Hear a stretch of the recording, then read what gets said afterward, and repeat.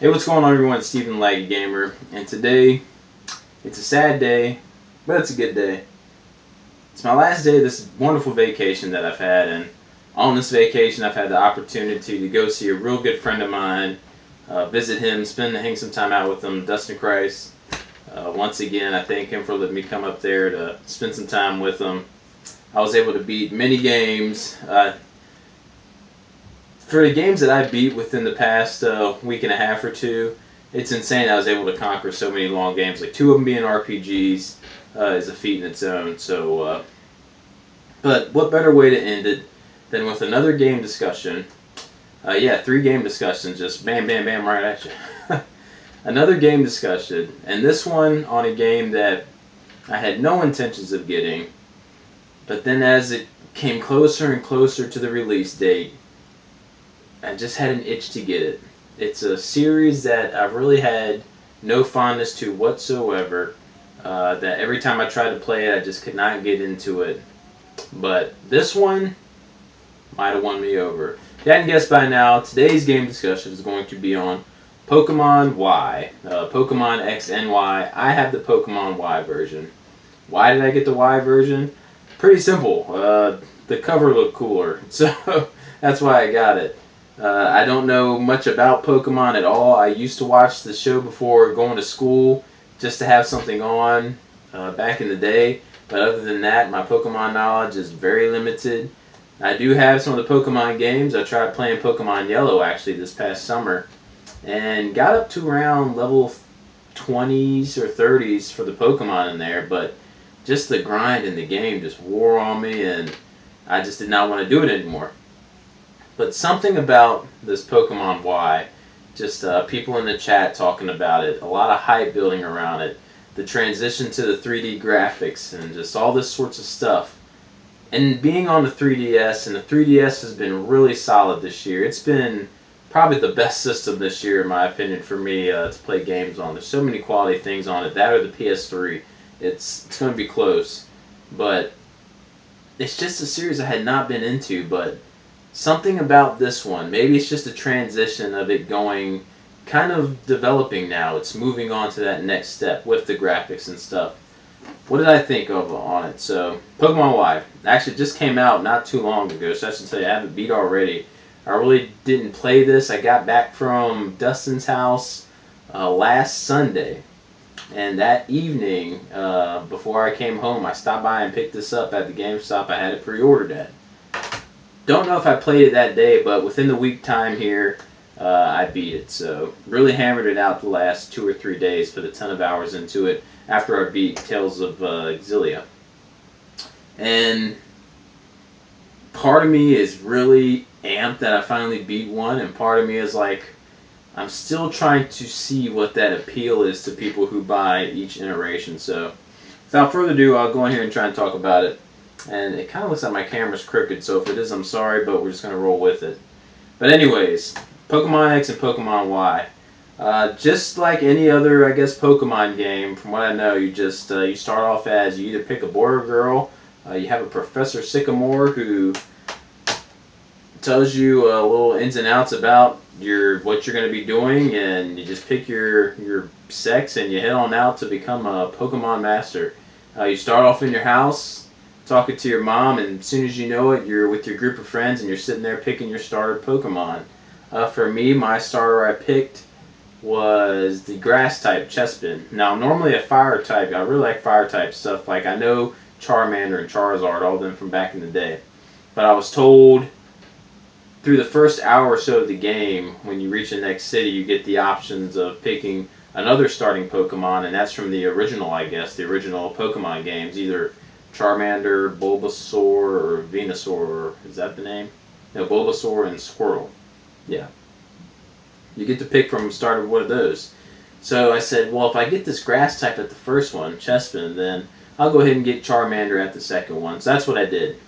So that was my starter, and you set out on your journey just to become a Pokemon Master, and that is collecting the 8 gym badges and all the fun stuff that happens in between. This game also has a storyline. I don't know if this is like really within any other games. I remember there was Team Rocket back in the cartoons and stuff, which were like the bad guys of the show. But in this game, there's a team called Team Flare, and there's a whole big storyline surrounding Team Flare and some things they got going on in the world. I won't go into too much about that, but it's cool that they incorporate this little storyline within this game of just trying to become a Pokemon master and take down the gyms and get the badges and stuff. So that's pretty much the gist of it. That's what you're doing. You're walking through these towns and these areas, and you're collecting Pokemon, battling, leveling up, and defeating the gym leaders and moving on. So you get to the very end to take on the Elite Four. So it was really cool because I always hear about people playing Pokemon games, going to battle the Elite Four, and taking down the champion, the Grand Champion, and stuff. And I've always kind of wanted to have an urge to do that, but I just never could get into a Pokemon game. This one, I guess, just made it really easy to get into because recently, like I said, I'm really getting into RPGs the past couple of years, and this is pretty much tried and true, turn-based RPG style gameplay. So that was something I really liked about it because it was easy to sit back, relax, and just hammer away to grind out levels. But that's also the other good thing with this game. It incorporated, I was told, new things. There's an EXP sharing, which wasn't in the yellow version that I played, where Pokemon who aren't on the field battling still level up from just being there, being in the group, which is amazing. Because that was what I did not like about the yellow version I played, was just the constant getting one character up, leveled up, then you have to level another one up, and it just seemed so tedious. That was what, if you hear my son yelling, I'm sorry, he's supposed to be taking a nap, but he's not. But it just seemed so tedious back in the day to do that.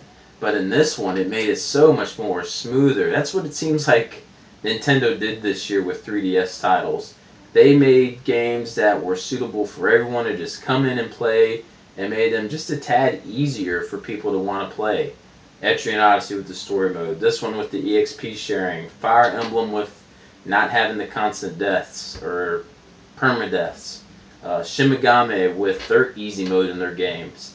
They were doing a lot of stuff, I think, to incorporate, to broaden the audience for themselves. So I thought it was really cool that they put things like that, just the EXP sharing alone in it. You get experience from actually catching the Pokemon, and I heard you don't get that in the past generations. So it's really cool how they just started finally. Let's take the steps to kind of do this. So yeah, pretty much going around catching Pokemon, and that was one of the more troubling things I would always find myself into. You start off with certain Pokemon, and you start catching your first couple Pokemon, and you do kind of grow kind of an attachment to the ones you've gotten. Then later on throughout the game, you're starting to catch maybe some cooler looking Pokemon who might be stronger or something. The very first Pokemon I caught in this game was a Pidgey. Yes, Pidgey was the first one I caught. And I took Pidgey all the way to the end. There were times where, who knows, maybe it's one of the stronger characters. But after he evolved his 3 levels, I kept him.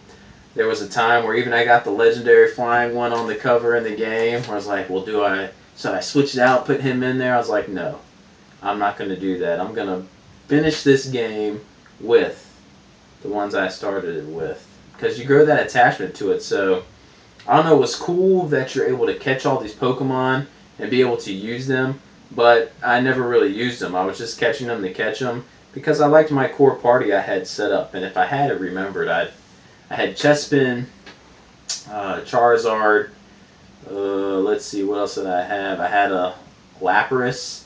That's a water Pokemon they give you in the game, so I rolled with that one the whole time.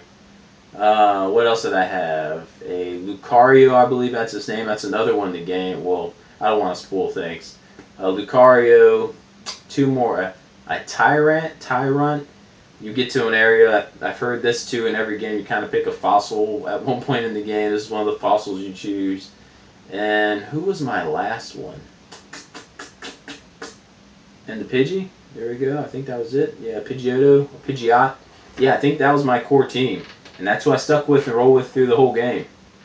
At times, it was really tempting to want to switch characters out, but another thing was my characters were super leveled. Anytime I got to a gym or an area like that, I was really kind of over leveled for the areas, which it didn't make the game that challenging while going through it. The game was really easy.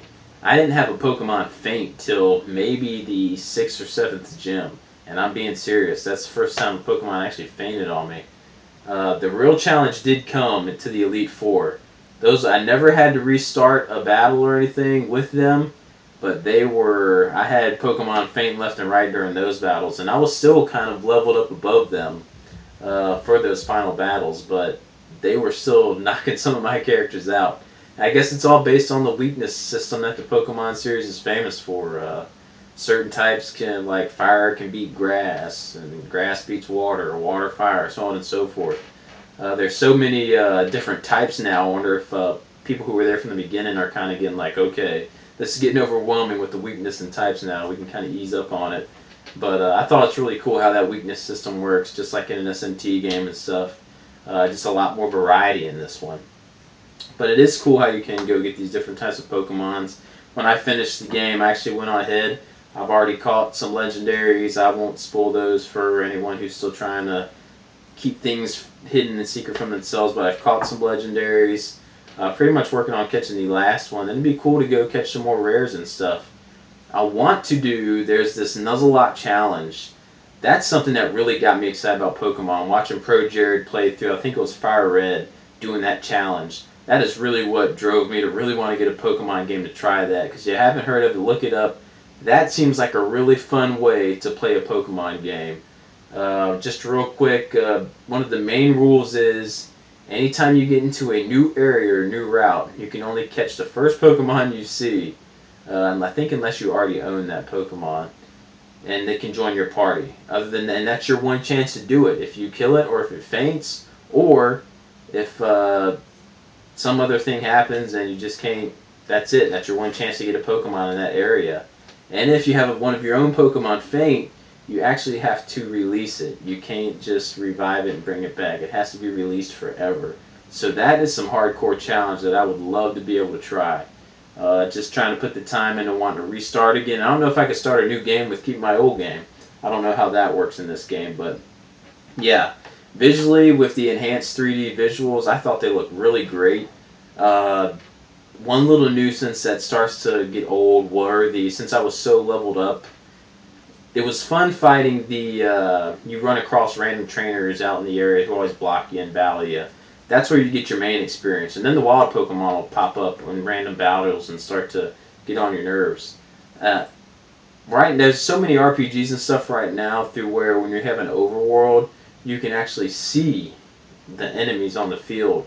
It'd be really cool if maybe later on down the road, it might have to be a console version to handle it, they could develop it to where you can actually see the Pokemon you're going to be running into and avoid the battle. Or maybe that's something people like. You never know what you're going to run into out in the field, so you can catch that Pokemon you might be missing.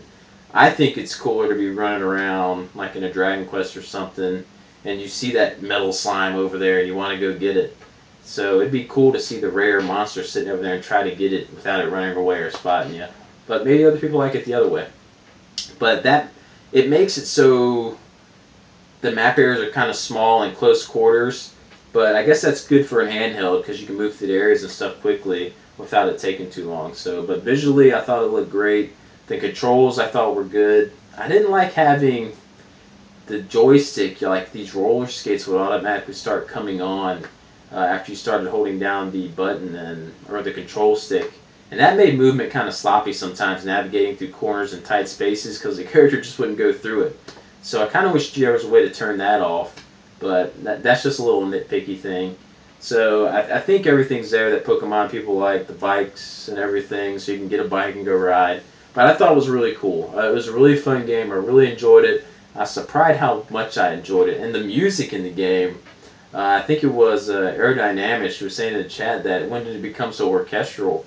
And it did. It sounds really good in this in the game. The music, Pokemon always, I guess, has these theme songs and stuff that you just find yourself humming the whole time, and just the theme is so catchy. So the music was just awesome. So on a visual music standpoint, I guess for people the gameplay can start to get kind of bland, especially I guess you guys playing it from the beginning. But for me, being that it was my first one, actually sitting and playing through, I didn't get too bored of it. It was pretty cool. So have I found a new thing that I might be starting to get into? We'll see. If there's a Z version that comes out mixing X and Y, I probably would like to try that and see all the Pokemon I missed out. Or maybe I might wind up getting X, because when I found out, I was told by the guy at GameStop that this was supposed to be like a dragon type Pokemon. And that was one thing that really got me into wanting to get it, because cool, dragon type. I want to get that, other than just the cover being cool. But it's not. It's like a dark type monster. So it'd be cool to have the new fairy type that's actually legendary in the other game. And like Arrow was saying, it kind of reminds him from the monster in Princess Mononoke. It kind of looks like that beast in there, so that's really cool. Alright, this is going to look choppy and screwed up probably, but I had to throw this in there. Just let you guys know I didn't forget about it. But another gameplay aspect they threw in here, I guess which was new to the series, is this Mega Evolutions. And those are really cool. I know it only comes into a limited amount of the Pokemon that are in the game, but I thought those were awesome. And I hear if you get the X sign, I know Charizard's one of them. And I actually battled a guy online, which is another great feature in the game. You could do online battles, and I don't know if that's in any of those games. But I did one online battle. I had a Charizard, he had a Charizard. I guess he had the X version, because when I did my Mega Evolution, his was a totally different color. His looked like a gray dark color, and mine was a regular Charizard color. So, or unless there's different types you can get. I don't know the ins and outs about these Mega Evolutions, but I know there are certain Pokemon that do them, some that don't. You have to find their item, their stone that can connect to them to help them, or let them do the Mega Evolution. So, just wanted to put that in there, let you guys know I didn't forget about it. Don't know where I'm going to piece this in. And also, yeah, the online battles. Like I said, I did one and I actually won, so I'm 1-0. It was a little sketchy there for a second, because he used a fly on me, dodged one of my moves, was able to survive, and I won. But anyways, that's another awesome feature. So you can take your Pokemon. I think it always takes them down to level 50, because I had some Pokemon in their upper 60s, and it took them back down to 50 to balance the playing field, which is a good idea, because you don't want to go against some overpowered guys. So online battles, the Mega Evolutions, just two more things that were awesome in the game. And I'm going to throw them in this video somewhere, so it'll probably be all choppy, and I'm going to end it right here. I don't know what else I could say. I just wanted to give my feelings on it and let you guys know. There was a podcast we did where we said games we just could not get into. Pokemon was on my list. But Pokemon Y has probably won me over, because I really enjoyed this game. Where will it rank among the 3DS games I've played this year? Will it be above Fire Emblem, below it? We'll see. We don't know. We'll have to wait till the top 10 comes out this year. Will it make it? Will it not? But I just had a good time with this game. Did not get bored of it. As you see, I beat it in a week. So if you haven't tried a Pokemon game, this might be the one to try to finally get into, to see if it can pull you into the series. Because like I said, visually it looks good. The battles look really cool on screen with the new visual effects and stuff. The 3D looks cool with the battles, and the little storyline they put in there, although you can tell what's going on pretty much the whole time, it's still cool that they threw one in there. And when you see that thing at the end saying you become a Pokemon Master, you do feel like you've accomplished something. So I guess that's about it. I just saw the wife pull up the driveway, so I'll try to end this video before she comes barging in the door. So take a good look at the beard, because it's going away. Got to go back to work tomorrow. So I'm going to start some Etrian Odyssey though now. So maybe we'll see in about a month. I'll have a discussion for you guys. Alright, Laggy Gamer. Lag it up.